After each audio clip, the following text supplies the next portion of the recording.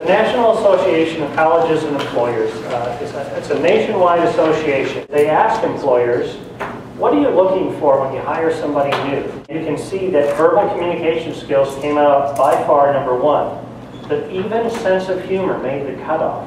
Depending on your company, you may be looking for some of these, you may be looking for all of these. I mean, how do you find out if somebody has teamwork skills?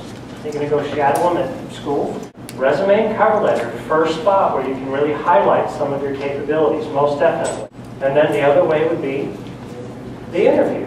I first wanted to let you know just some of the types of interviews you can use to assess candidates if you are hiring somebody. One of the ways they do that, of course, is they look at your cover letter and resume. If you have any misspellings, you're done.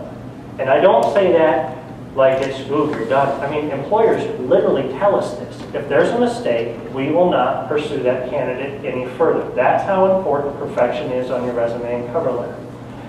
And then the next thing they may do is once they go through the resumes, they see the people have the right degree, they see people that have the right kind of experience, they may do a screening interview. And a screening interview is typically done on the telephone, where they'll call you up, they'll spend 15 minutes just asking you more specific questions on your resume. So it can be really difficult on the telephone because you're not face-to-face with somebody. Some things you need to consider when you do a phone interview is making sure that you're in a pretty private location. Other things that you should consider would be if you have any vices, and by vices I mean do you like to eat hard candy or smoke cigarettes or drink water out of a plastic bottle, you may not want to do that while you're on the phone interview, right? Cell phone or a landline?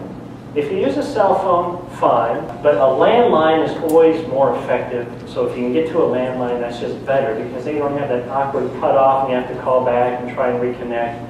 And on campus, they have interview rooms with phones in them that you can do a screening interview where you can talk to somebody on the phone. That makes it somewhat convenient. Your other job during the phone interview is that you have to sound excited. And what if you're one of these people that are not really by nature a very enthusiastic individual? We all have different personalities, right? So some of us tend to be just a little more reserved. And it's going to take a little more for you to use your voice to say, you know, that really was interesting, or I really am excited about this opportunity. You have to use your voice to express some enthusiasm. And for some of you, while you're on the phone, you may feel more comfortable standing up. For some of you, you may feel more comfortable sitting down.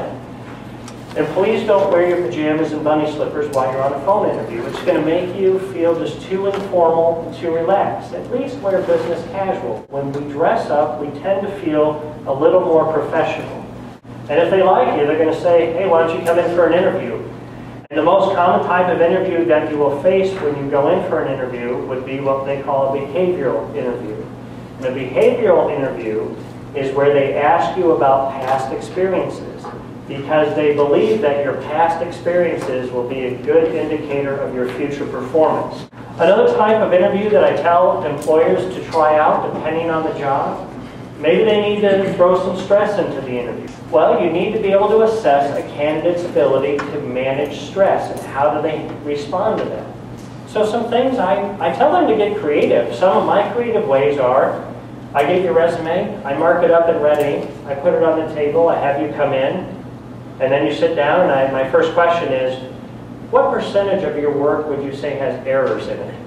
And you're looking at this red mark, and there may not be any errors on it, but I'll just make it look like there's a whole bunch, just to see how the person will react. I mean, do they get really flustered and pulled back, or are they able to say, no, I would say 99% of my work is error-free. If you found any mistakes in there, I'd be really surprised. Another type would be, if you want to assess somebody's analytical or thinking process, you may give them a brain teaser question.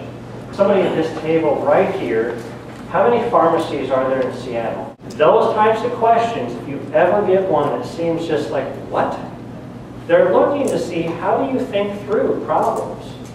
They don't care if you get the right answer at all. They just want to see if you can think through how to get to a right answer. They just want to see, can you think through solving that problem and come up with a solution?